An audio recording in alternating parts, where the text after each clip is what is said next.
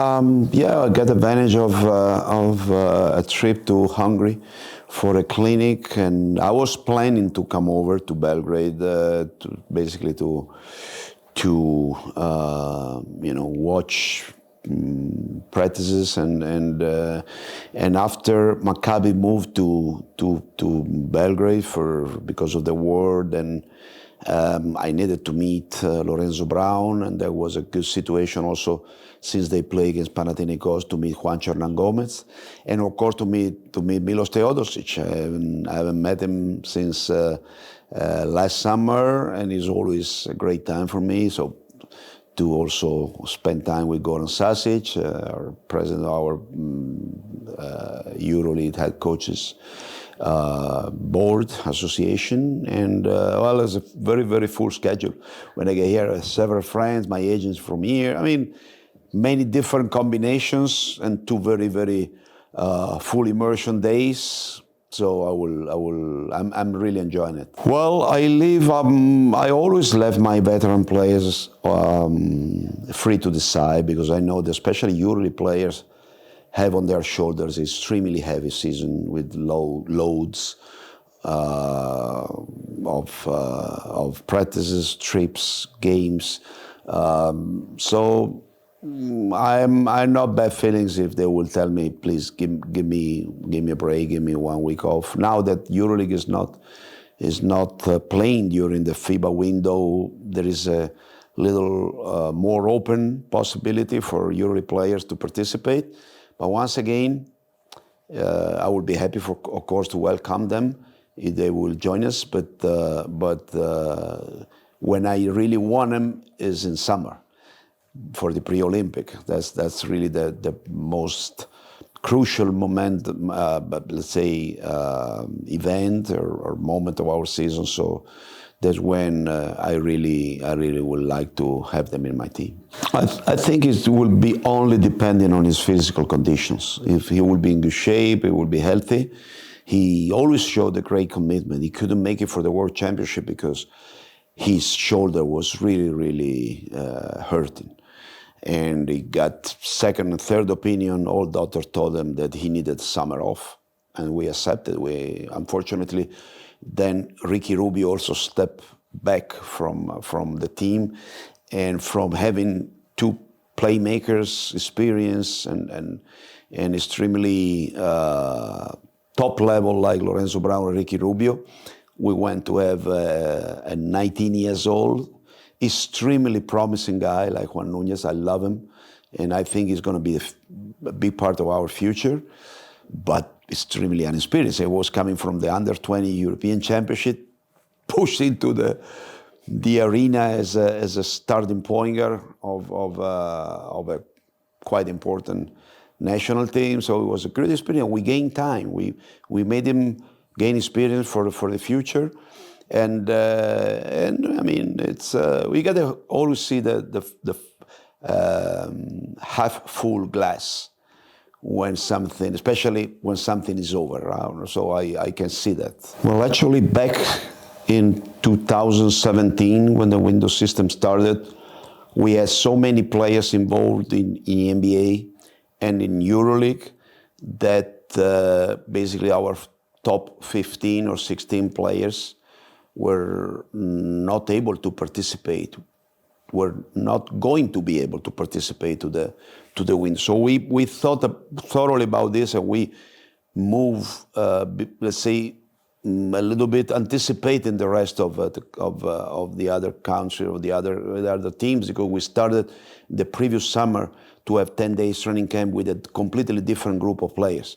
Let's say middle class players who really continued to play the FIBA windows until bringing basically 7 or 8 players out of 12 coming off that team into the 2022 European Championship, becoming champions. Right now, the situation has changed because, first of all, because we have just 2 players who are not playing a starting or a main role in the NBA. They are 2 young players like Santi Aldama, Usman Garuba. They are a big part of our our team, but they are 2001, 2002 born. They are having a lot of playing time, but they are not like Pau Gasol, Marc Gasol, or Ricky Rubio, whatever. So the rest of the guys are playing in Europe, and honestly, they don't have, not too many of them are having a great season in their club teams. Plus, EuroLeague is stopping during the window. So more or less, the team is going to be the same. But still, we want to give to EuroLeague players the option to take a breath, to take some time off from the competition. Because at the end of the day, the bottom line and the ultimate motivation is to have them, I wouldn't say fresh because it's not the case, but at least not super overtired when the club season will finish. And in basically 1 or 2 days, they will have to join us in the national team training camp to prepare the pre-Olympic. Well, we definitely have a problem, because I think that there is nothing which cannot be done, but there is several ways to do things, and you need to have a better coordination among the different competitions taking place, about traveling, about the logistic. I mean, we have still a big improvement room in front of us in terms of even playing so many games, which honestly I cannot say that I love it, because we are trying a little bit to copy NBA, but the NBA is completely different for the number of players they have in the roster, the number of super talented players they have in their roster, which can basically allow teams to play even if they're two out of their 5 or 6 best players are not playing. With the system of taking care of players' health, I remember when we won the championship in Toronto, Kawhi Leonard never played a back-to-back, never. And we had him fresh and super full energy for the playoffs. So right there, the main concern is not to injury players. They want their superstar to be fresh and to be ready to play in the playoffs. Here we don't have exactly that concern. Here every game matters, like you already say, which is good. But at the same time, we are squeezing really all the juice from the player basically in every game.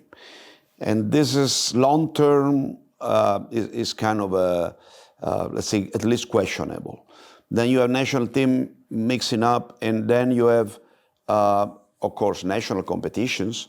I mean, I think we need better coordination. Then you can still play a lot of games, but you need to travel better. You need to make sure that everyone is really, for example, in the NBA, we were parking our car right at the bottom of the stairs of the plane and handing our luggage to a guy and just going up, being in the plane, and then finding our luggage 5 minutes after we were in the room in our new destination hotel.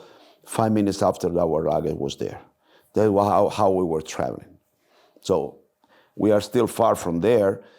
As I said, we can play many games, but we got to work in our infrastructure, in our logistic, to make it at least a little bit lighter. Because right now, honestly, players, especially main players who need to play 25 plus minutes every game in EuroLeague, that season is at high risk of overloads and injuries. Yeah, I don't think the issue is have a 2 hours longer trip for a team. I mean, that's not the point. Once you do it, once everything is well organized and set up, to have a 4-hour trip or to have a 6-hour trip is not making a big difference. I think the most important thing it is to create a situation where it doesn't look too different. It looks like something which is basically adjusting to the high-level standards of EuroLeague basketball from any point of view, and I think it can work. But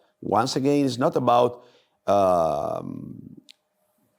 do it or not, it's how we are going to do it. I mean, schedules, way of traveling, support for teams, even of course financial support for teams who have a little higher expenses to travel there. I mean, there's a lot of stuff around, but I'm quite optimistic and quite positive about the option. Once again, it's not about saying yes or not. It's about working to make it be something suitable and doable for the overall EuroLeague system. Well, the point is that right now, with an existing number of teams, it looks like it became a little tight, right? There are probably more teams or more cities, which hopefully should be involved and adding value to the system, to the competition. Right now we are in a kind of over a bridge, right? We are of course not anymore in the old EuroLeague, but we are not yet in the final, let's say, at the final destination of a stable competition with a for sure higher number of teams. So in this specific moment, it's painful because there will be teams who will be probably out of the competition, probably teams who might deserve to be in the competition. But if they are not ready to change the number and to change probably the format at some point, how would you do that? Everyone is a right, and that's why I'm saying that right now we are a little tight. There are for sure more teams who has full right. I mean, any team who's in the top 10 of arena attendance should. I mean, we should find a way to keep them in the competition. It's out of question. At the same time, other people can show like a tradition as a reason to claim for a right to be. Other teams might talk about sport results. I mean, there are different motivations, but of course, the final arrival point is going to be for sure a wider competition. I hope that the format will change because I honestly don't see 24 teams, 46 games regular season if nothing changes in the other competitions. But this is their job, so I'm happy to enjoy a super competition. Hopefully, all these teams who have a solid right to belong, they will end up belonging. Right now, for sure, someone will be disappointed, and this is the side negative effect, which objectively you need to accept, but I understand that subjectively will hurt for someone. Well, he's definitely a big basketball fan. He's a guy who watches basketball. He's a guy who knows basketball. He's a great basketball mind. He's a nice person to have into a team because he's a sports guy. I mean, his sports values are solid. He knows how to be part of a team. He knows what it takes to win. He can be really, really loyal to a mission, to a project, to a team. I think he still has a lot or something quite good to give.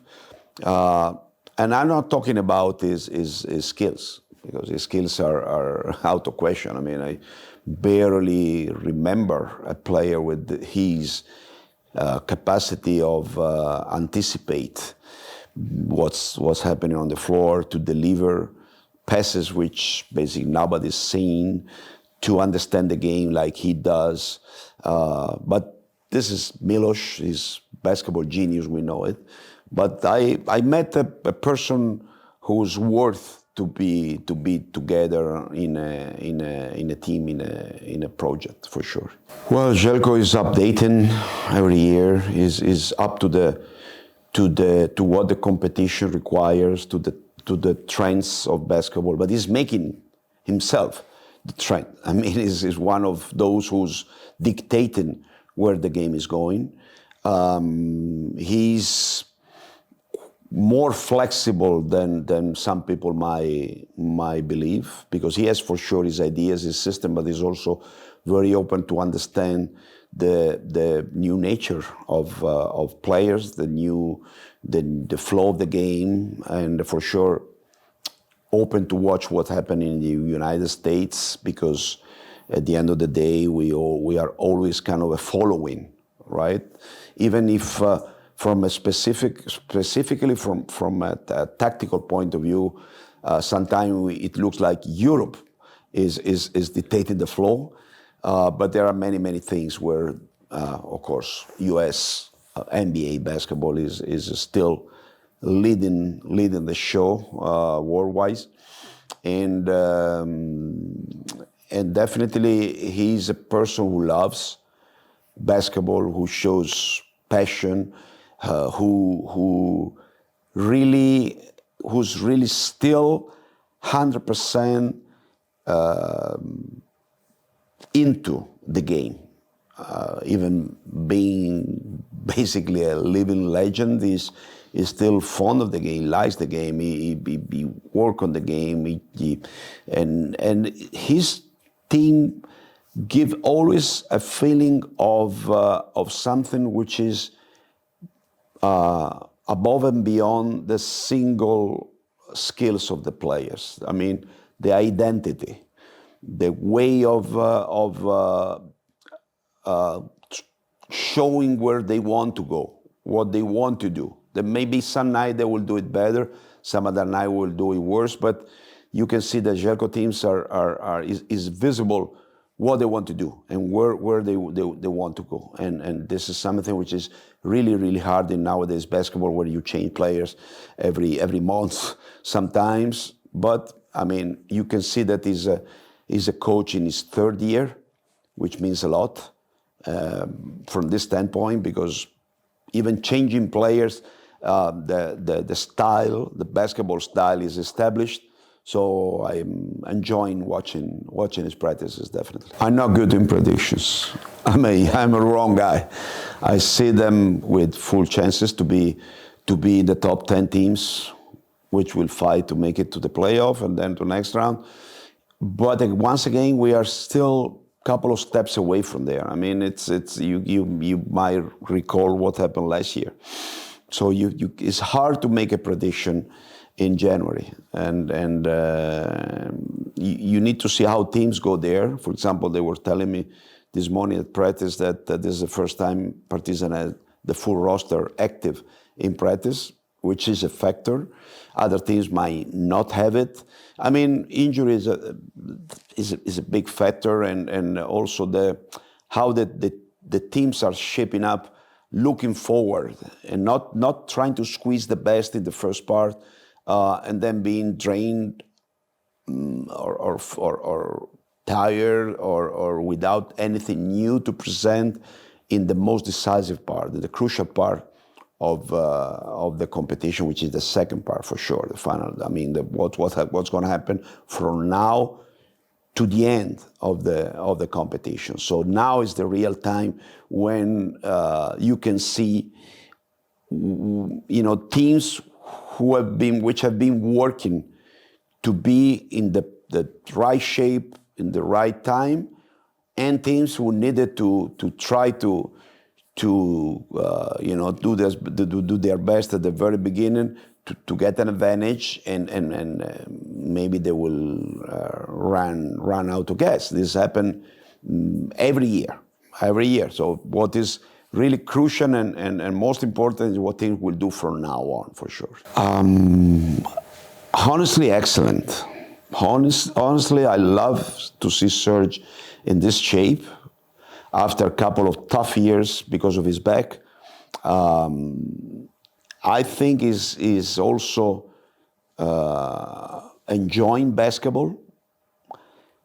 In the NBA, it is not, you cannot take it for given. You see what happened to Ricky Rubio, for example. I mean, okay, it's a great environment, great competitions. Everything is top.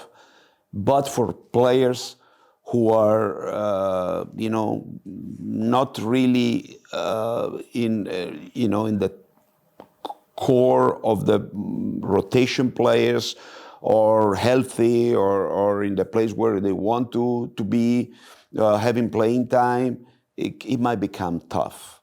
I see now Serge rejuvenated, is really mastering the competition, and of course he got advantage of the fact that he has been playing before going to the NBA in Europe, that he came back playing for Spanish national team, for Real Madrid, for a little stint, and he's connected.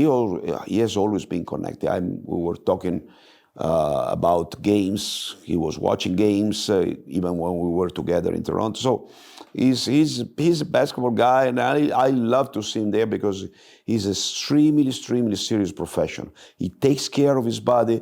He's a very maniac worker, and that's the way veteran player can be so important, even quite close to the end of their career. Well, theoretically, yes. We have an issue with guards, as we were mentioning. So that's the reason why we accepted the Lorenzo proposal, and we were so happy about that. Of course. Right now, I think that just position-wise, we need more of a point guard than a big guy, because we are not anymore in the Pau and Margasol and the old Serge Ibaka or Nikola Mirotic age. But we have some good players, William Gomez, Juancho Gomez, Aldama, Garuba, Pradilla, good players, and I think we need more of a support in a point guard position, especially if Ricky will not be back immediately with basketball, first of all, and possibly with the national team in the future, hopefully. Yeah, we went through a couple of traumas, a couple of big shocks. First that Lorenzo was a big part of the previous year European Championship win, not being able to join us, and then Ricky Rubio leaving the training camp quite early after a few days. We had to recall a guy who was basically in vacation after playing the European under-20.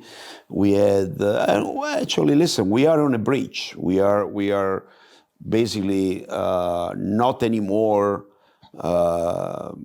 counting on players who were basically best players ever in the history of Spanish basketball. We are not yet at the point where a super good generation, 2004, 2005, 2006 born, will take over, because they are still very young. In this moment, I think that I wouldn't say something wrong, but I don't envision, except Lorenzo Brown maybe, one single player in our team who's a starter, a solid starter in his team. Someone can start at times or not other times.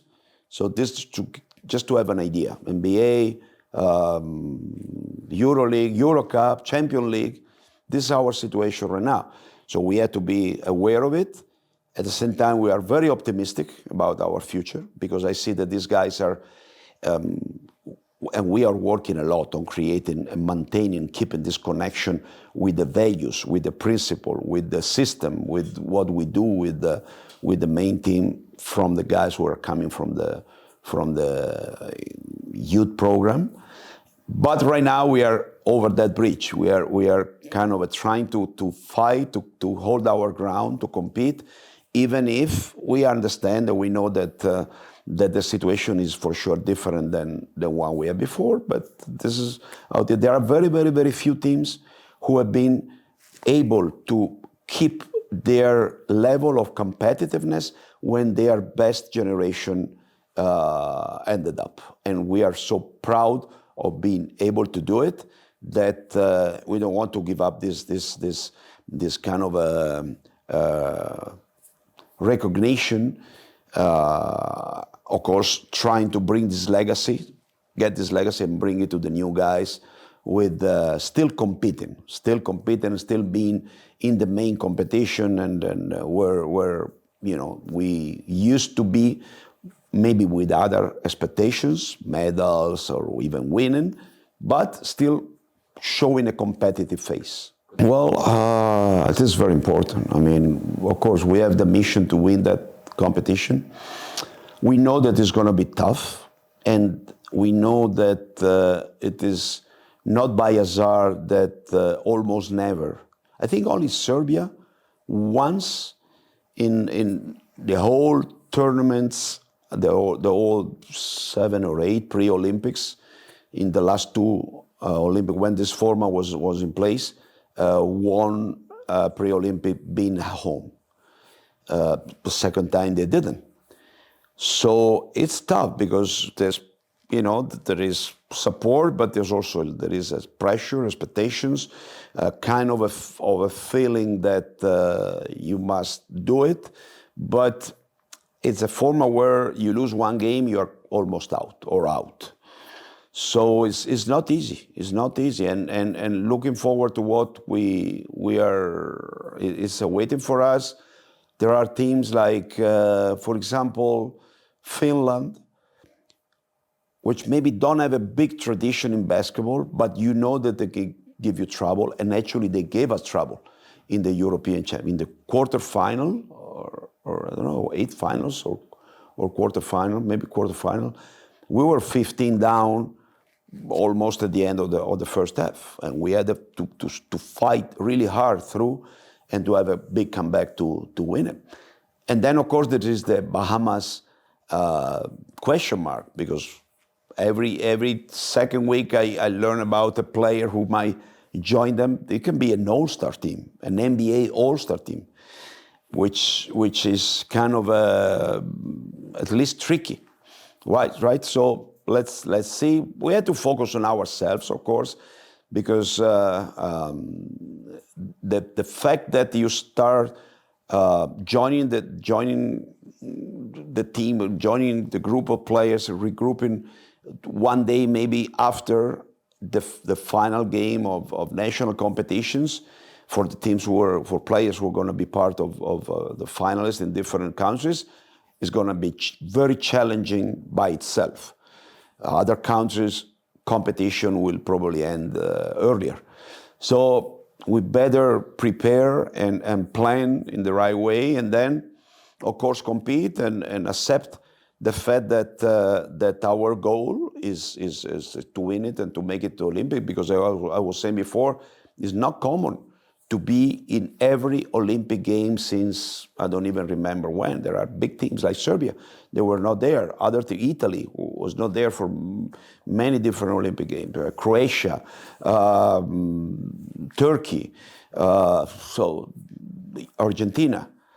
So that's already a big accomplishment by itself to be among those 12 teams. Well, honestly, people are not really trusting me when I say that I'm happy about Darko taking over the job, because I was the other finalist.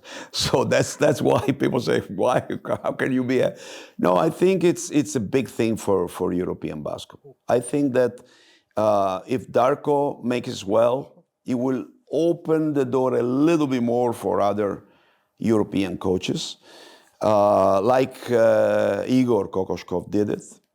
Maybe the perception of Igor was more of a super established NBA, American-based coach. Darko is a little bit more recently moving to the NBA. I'm expecting Jordi Fernandez soon, probably very soon, in a head coaching position. We are looking forward to it. We are not for us, but for the ones who will come after us. And I think that everybody should support, no matter what. If you everybody can have different opinions about. I personally like Darko as a person too. I think he's a excellent coach, good person. I mean, I fully support him.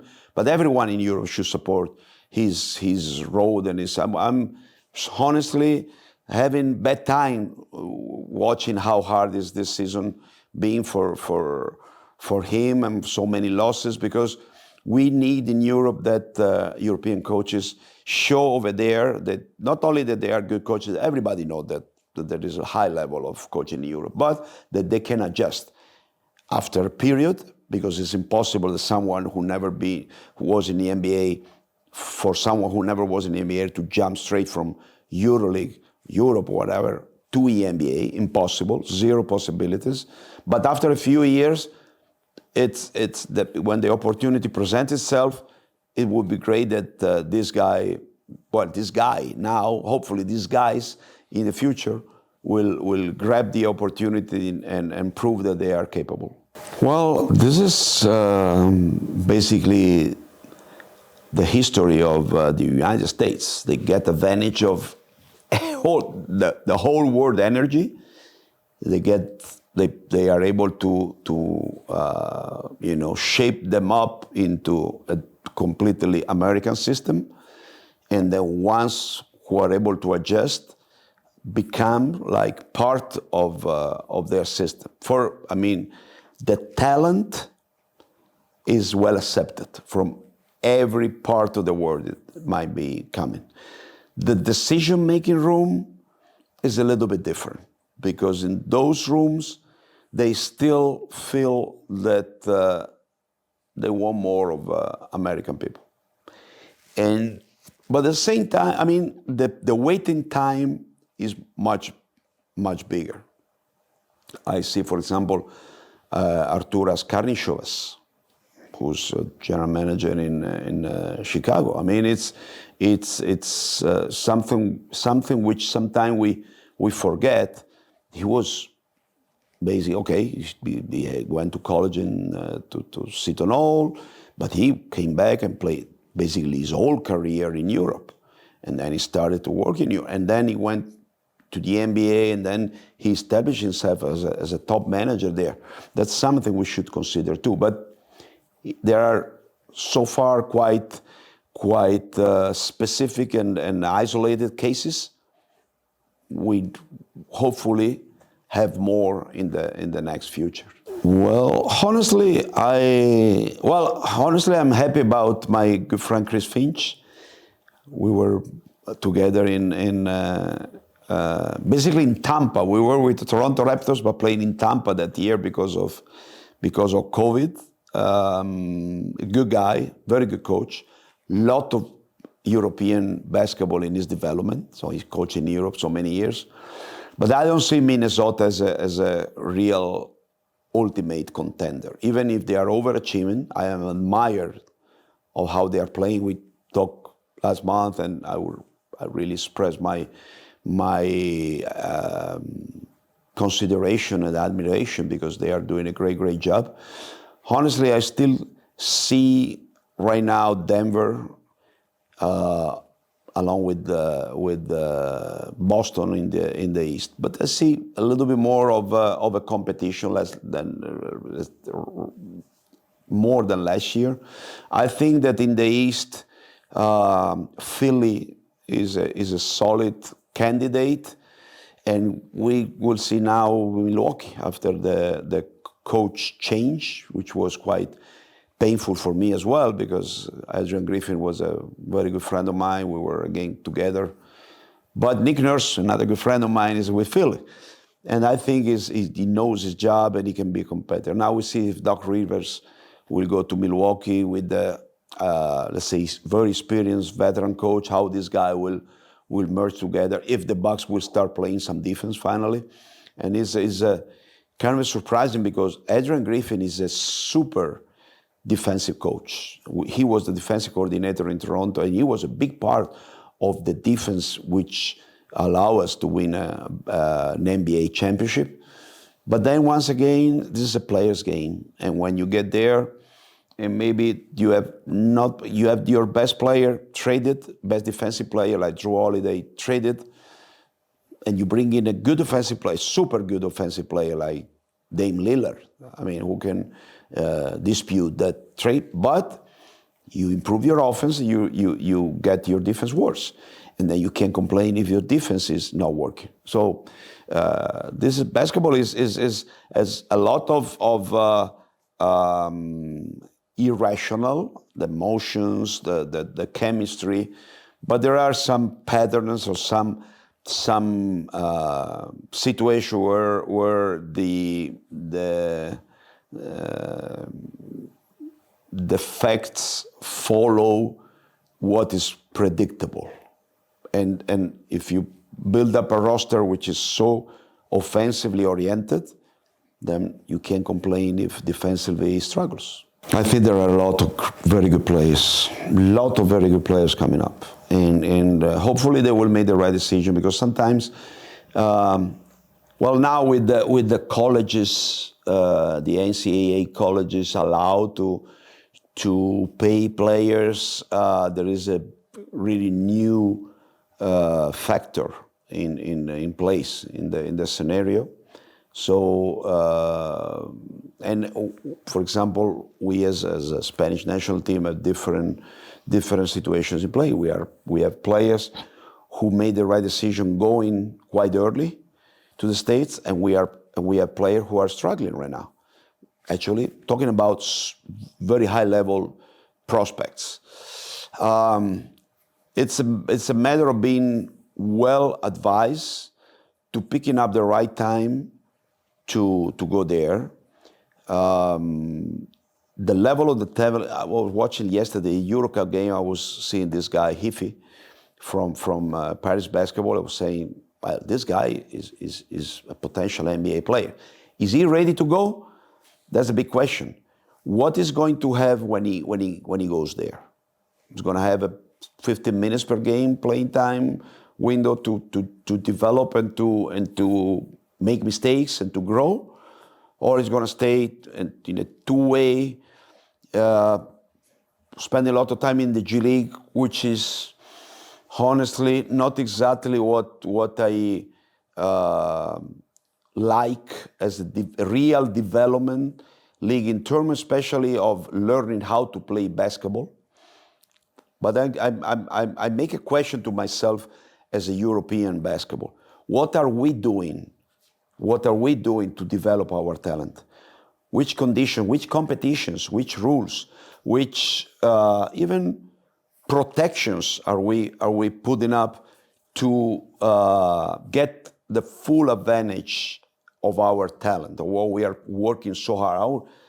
So many clubs in Serbia, in Spain, in Lithuania, in France, everywhere, working so hard. Many coaches working so hard to produce players. And then we are not good enough to making them finish their development, or to protect our development clubs and schools, and to prevent them from being basically robbed or stolen in a way, right? So we must improve on this. When I call the FIBA Federation and say, what happened with these colleges which are not sending our players, which we develop, and they have been probably play them for 1 year, they are not sending back to our national team under 20, under 18 competition. Which weapons do we have to say, no, they should come, because they should keep connection with their countries, with their basketball system, with their national teams? And FIBA tell me, unfortunately, we have no weapons right now. So that's an issue. And this is not FIBA, EuroLeague, this is European basketball, or even world basketball over. There are continents which are basically eager to send players to which is good. I mean, because they need to also have a way to get funding from selling players, which is partially true for our situation too. But at the same time, we are proud to have the best competitions in the world beside NBA. So we need to make sure that we can continue to feed up these competitions with our growing talent and to help them to make the right decisions about when it is right to make that jump over the ocean and go to the United States. Well, definitely our competition system is more of a patchwork where something grew a lot, something else didn't grow for a while, and then all of a sudden add up. There are the national competitions, there is the European competition, there is a national team competition. I mean, it's very complicated to find a way to merge everything in a system which is really make every single drop of talent get profitable, right? In a way that we can really get advantage of it before it leaves towards the States. So we had to recognize that in the States is easier because they have a school system, they have like it or not, it is a progression, right? You have the high school, you have the NCAA, you have the development league right now, you have some academies who are becoming a big part of the equation, and then you have the NBA, right? So we don't have that consistency and that uniformity in our European system, but still I think we can do more. I mean, of course, let alone EuroLeague, which should be a full competition, the best window, the best player can be there, but below that, for sure, hopefully, that in the conversations which are in place, there will be some room for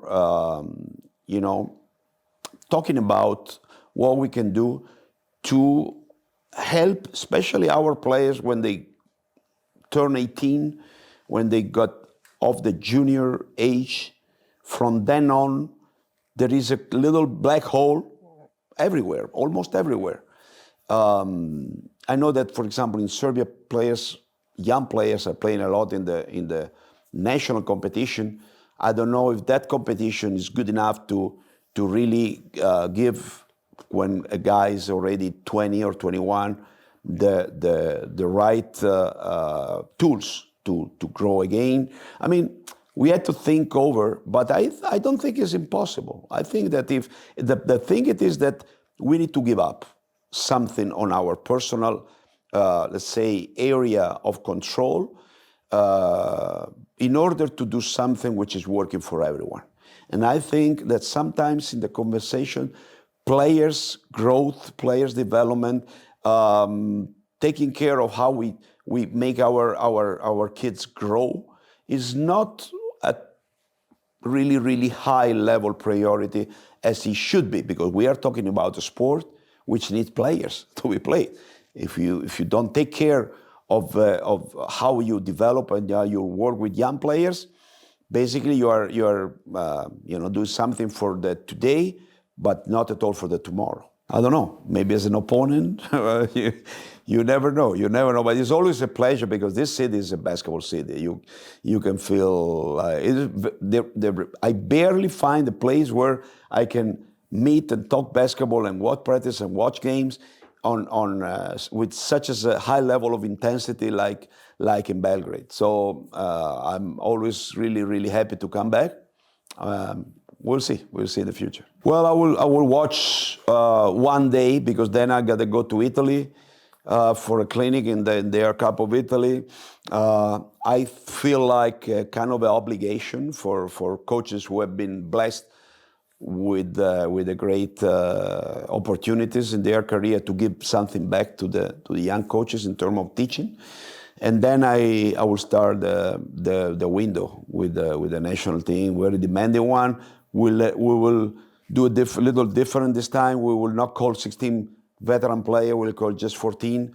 But we will have a 20 players group with 6 very young players, what I was saying before. I want these guys feel part of the main national team early. So probably they will not play immediately, but I want them in practice. I want them in the training camp. I want them sharing time with the veteran players. I want them to still or to keep absorbing the principle, the values, the system, the behaviors, and it's going to be interesting. And I'm really looking forward with a lot of passion and enthusiasm to that time.